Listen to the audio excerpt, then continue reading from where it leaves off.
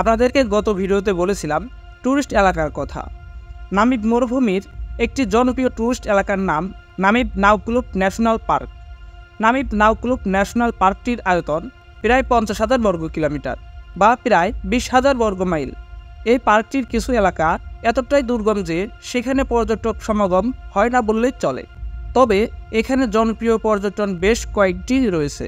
এখানে একটি পার্কের চারদিকে গাঢ় লাল এবং উজ্জ্বল কমলা রঙের বালি এই জায়গাটির সৌন্দর্য আরও বাড়িয়ে দিয়েছে। এছাড়াও পাথরের একটি পার্বত্য উপত্যকাও পর্যটকদের কাছে জনপ্রিয়। চন্দ্রপৃষ্ঠের সাথে মিল থাকায় ওই অংশের নাম দেওয়া হয়েছে মুন ভ্যালি। বাহারি রঙের পাশাপাশি বালিয়াড়িগুলোর জন্য নামিব মরুভূমি বিশ্ববিখ্যাত। সাহারা মরুভূমির মতো এখানে নিয়মিত বালির ঝড় না থাকায় নামিবের বালিয়াড়িগুলোর উচ্চতা বেশি হয়। তাছাড়াও বয়স সবথেকে বেশি হওয়ায় এর উচ্চতা বৃদ্ধির জন্য সময়ও বেশি পেয়েছে বালিয়াড়িগুলো।